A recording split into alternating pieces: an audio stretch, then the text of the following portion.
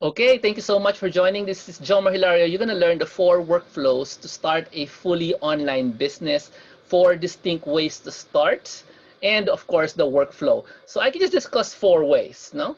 It's very easy. One would be Instagram, one would be YouTube, right?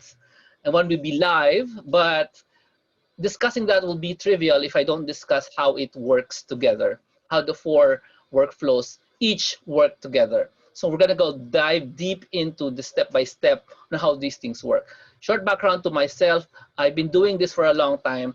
My claim to fame is I'm the secret weapon of Brother Bo Sanchez and in doing his online marketing since 2007. So I'm very, very familiar with how things work online from the inside, okay, and how to grow a small brand to a 2 million follower brand online. And that's Brother Bo's brand, by the way, and other brands as well.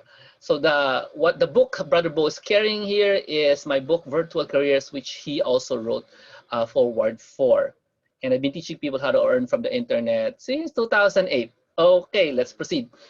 So the very first thing that you already know how to start an online business is what everybody has, which is I'm gonna sell to my friends on social media using Facebook groups or Viber, whatever I have here. If I used to be selling barbecue, to suppliers, I'm at the supplier barbecue to all these restaurants that are closed now. What do I do with my barbecue supply? I would just sell them to my neighbors. So that's what we call social traffic. And you already know this. I know somebody who does not have Facebook, but can also buy products from Viber. Okay, she doesn't know what's happening inside Facebook, but she definitely knows who's selling in Viber. There's a lot of people there. And I also have a friend who does a lot of Amazon and some Lazada, Shopee's buying. And believe it or not, almost every day, this friend of mine is outside of his house shipping, buying products, shipping them, buying products, shipping them. He's mastered the art of taking a picture of the product, selling it in Lazada, and then when somebody buys it, he buys it from the store, and then he sends it off to Lazada for pickup. Okay, so it's very, very popular to use social media. Okay, and maybe because of this pandemic thing, we now have a resurgence. So many people selling online, thinking they have a business. What they do have, however, is social traffic. These are your neighbors. They're more likely to buy from you because you can ship to them quickly. So what they don't have is the social traffic workflow, because what they do have is, oh, PM me. PM is key. No, I will not answer your text. You have to PM me. Or the other one, I tried to buy something the other time. What was that I tried to buy? Uh, yeah, chair. I was trying to buy an office chair, and I went to this website, and then there's this chat box there. I answered. I said, "Hey, I need to buy a chair from you." The chair was like 4,000 pesos. Mahal ng chair, no? And automatically, the chat box said, to centralize all our communication, you need to send a Viber message to this number. So I went to Viber. I added their telephone number into my phone. And then after I added them as a contact, I sent them a message through Viber. And after 1 week, and after 2 weeks, I still got no message from them. So sorry, I bought it from another person. So what they got is social traffic. And what they don't have is the essential workflow to make that work. Okay? They have something to sell and they don't have the back end. And the back end is the invisible thing that makes it actually worth running. No? If there's people inquiring about your products and you can't respond, you got no back end, you have no business. So the workflow exposes the back end. Let's go into the workflow. So one of the most common ways people, get money today is to try to grow an Instagram following. This is one of the people I follow. And she a post, Instagram, all they do is try to be sexy, right? This post is liked by 7,566 people. Now, these are called Instagram followers, right? Very simple. Now, these Instagram followers, they're not a business. They're just following you. And in Instagram, it's very popular to achieve a certain look. And that look is sometimes achieved by the designer designing whatever you're looking at and taking a picture of it. In this case, this is an IKEA Instagram. So the look is created by a designer. Okay. Now, if you don't have a designer, a person running an Instagram will use filters. If you notice, if this was not in IKEA, we have a sort of brown filter happening. Almost all the pictures, it's brown. And this concept I'm showing you is the first part of the workflow. It's called a brand, okay? And the brand can be, you can reach the extremes of branding by really sticking to your official fonts, official style, and official color. Look at this Instagram by Debbie Lane Dreams, an actual account. Look how she uses green so much that her emojis are green, her highlights are green, and her pictures are green. Do you see that? You cannot fail in discussing that, okay, this person's brand is a green brand, okay? Let me show you some examples of people who don't actually do this, okay? So Instagram followers, as we know, and I'm stating this as a fact, they really love to follow brands. If you look like this, you look like you know what you're doing, because you have the official colors happening, you're kind of consistent. People like consistency, they don't like magulo. So what happens is, if you become a brand of sorts, no, in Instagram, people like to follow you, even though you're not selling anything. You're just like, this is my vacation, this is my potted plant in my house. If it's in the same format as all my other images, using the same font, using the same style, it's a brand, people love to follow you. So how do you convert the followers into a business? Because you're not a business, you're not making money online if you just have followers and you're just famous. So here is the only way, I think, in Instagram, pure Instagram, is the only way you can make money in Instagram, is to make people go to that link. Okay? Well, actually, that's not true. There are many ways, but this is the most common way. Okay. If you don't have tons of followers, you need to make people go to that singular link in Instagram. Okay? Now, this is just one common way of making money from Instagram, or turning Instagram into a business. The other way, obviously, is to create these highlights. And these highlights, no, if you see my highlight compared to the original one, my highlight is not consistent. Let me show you what consistently looks like. This girl's highlights is all green, and the style is all the same. So you might say, this brand is more consistent. Your brain is not saying that, but it's saying that subconsciously. Well, let's go back to this example. You make people go to this website, or you make people go to the highlights. So if they like what they see, they go to the websites. This is one of the biggest ways you can make money from an Instagram crowd. Now that clickable link, that's only one in Instagram, that is called a landing page. So after brand, you need to create a, what is that? A landing page. Now, Jomar, what is a landing page? A landing page is like this: 8 reasons why your online store isn't going to last. Then there's a big button that says join us in Zoom. So obviously, if you click on join us in Zoom, by the way, this is the show tomorrow. You get to get Zoom registration and all that stuff. This is a landing page. Why? Because after they click on that link, they land here. So second part of the workflow, first you need a brand, and second you need a landing page. After that, you're gonna argue, so a landing page looks like that. Yeah, it can invite people to Zoom. It can also be an email catcher landing page, which means I'm asking you to give me your email address so I can send you a message, send you an email, send you an ebook that is free, right?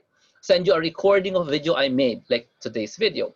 So this is an email catching landing page. Another kind of landing page would be a sales landing page, no? So instead of telling them, hey, give me your email, you just immediately ask them to sell, to buy a product from you. Like in this example, it's a board game, which I actually have.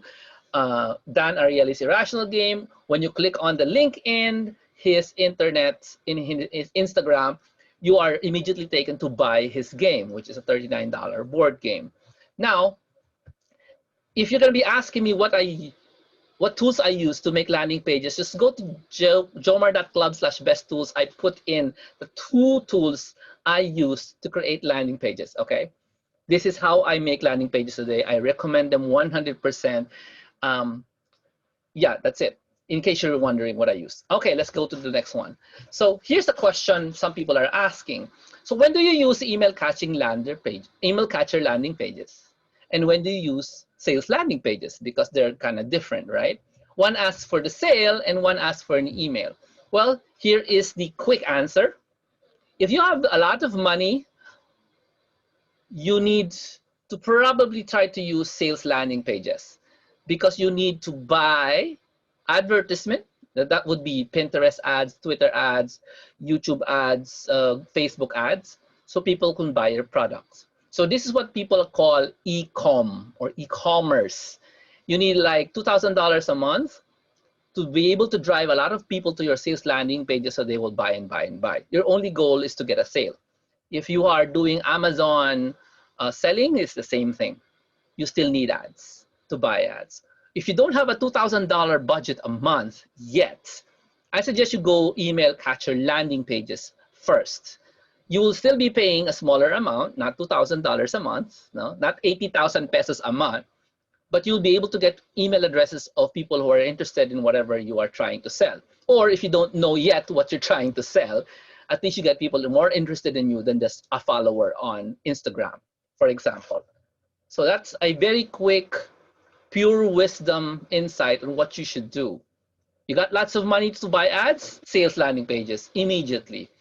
You don't have the budget yet, you go email catcher landing pages first.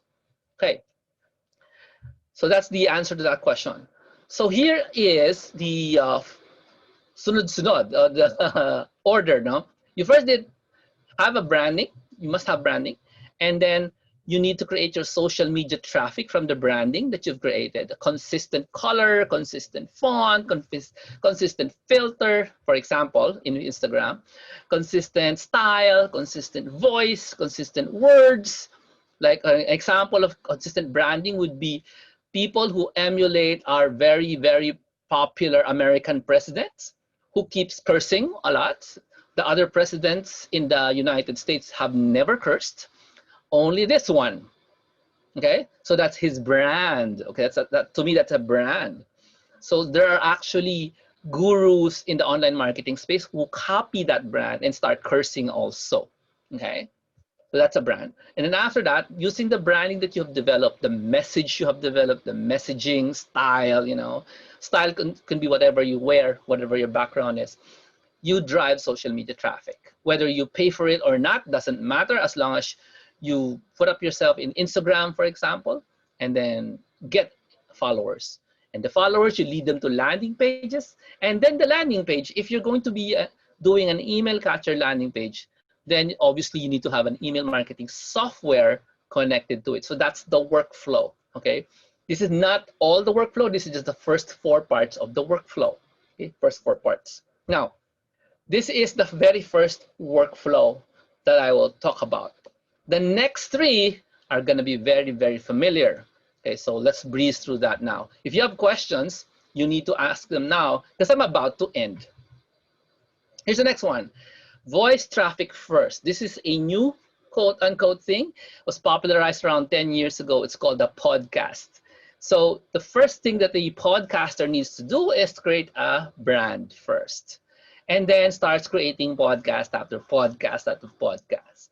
The easiest podcast to make would be interview podcasts. But if you are, you know, you like to talk like me, you can just go talk and talk and talk and talk and talk. As long as you're talking about something that people like, you know, they like to hear about it. It's an important thing for them, whoever your audience is. As long as you've defined that in your branding, no problem. In the branding, you have to define who you're talking to, by the way. That's why when you talk to them, for example, you want to talk to atheists. So your podcast about atheism is going to appeal to atheists, not to Christians. So this is your voice traffic. You make them go to landing pages, and in the landing pages, you actually ask for their email. This is the voice traffic first workflow. Okay. Next would be async video traffic first. This is very, very popular. The icon will tell you. You start with branding and then you create asynchronous video traffic. If you're learning today in the world of quarantine and pandemic, no, they talk about asynchronous meeting, yeah, asynchronous learning. What does that mean? Oh, very simple. You make a video now, you put it in a place like YouTube, Vimeo, wherever, and then people watch it at their own time. That's what asynchronous means. They're not synchronized. When I'm doing a live stream, we are synchronized. You are listening to me right now. But if you are not listening to me live, we are async. I did it in the past. You're listening to it now. Get me? So different story. Async video traffic is creation of high quality, maybe even poor quality videos for YouTube and the like, but consistent. Okay, you have to keep churning out like every week, every week. You promise to them every week make a video, every week you make a video. Okay, so that creates traffic for you. Usually it's to solve a problem, even a simple problem. And then when you're ready for them, you know, you've gathered the following, you create a landing page that invites them to give their email address so that you can serve them more. However you will serve them more would be to sell any one of your courses or products that other people has created that is appropriate. For those who are just beginning on this topic, anything appropriate is very easy. If you are selling music-related products, you sell music-related products. As simple as that.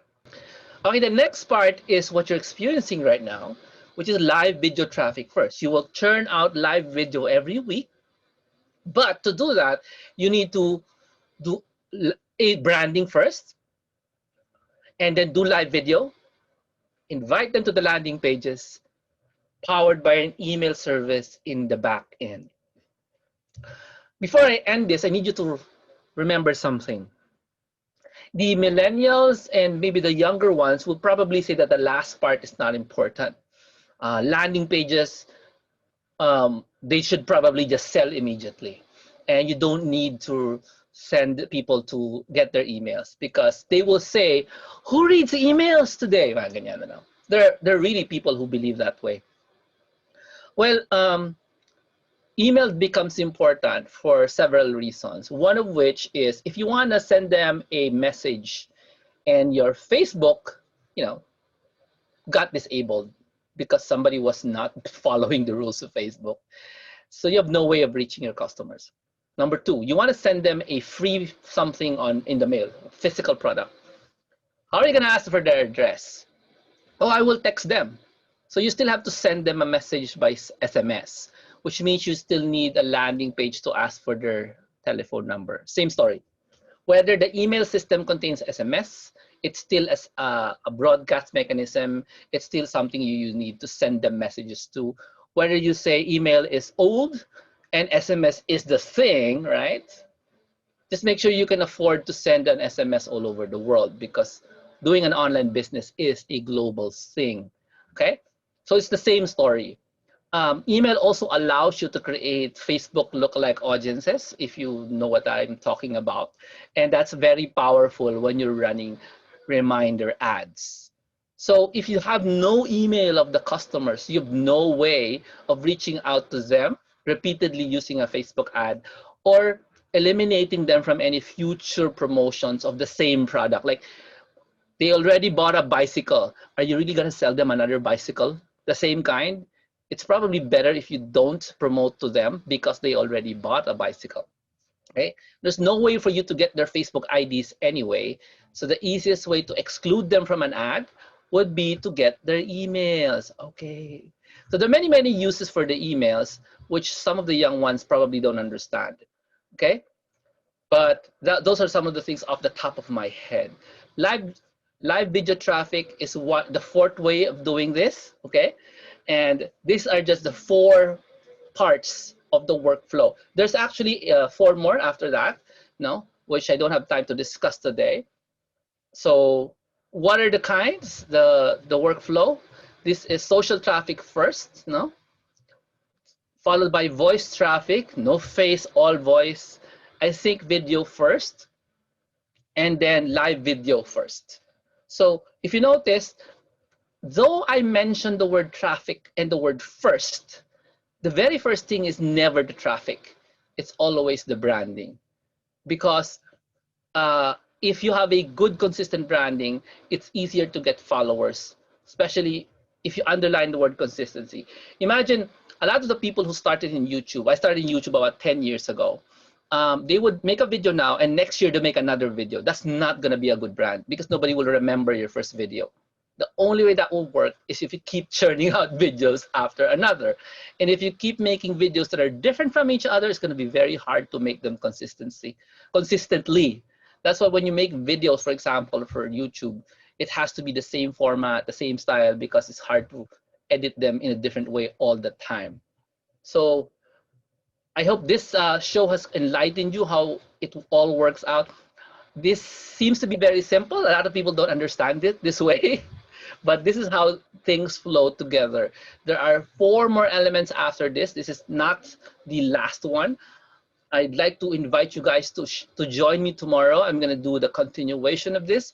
Well, I will discuss the 8 critical parts of running your online business. And also answer the question, why your online business will probably not last, because you don't have these 8 parts.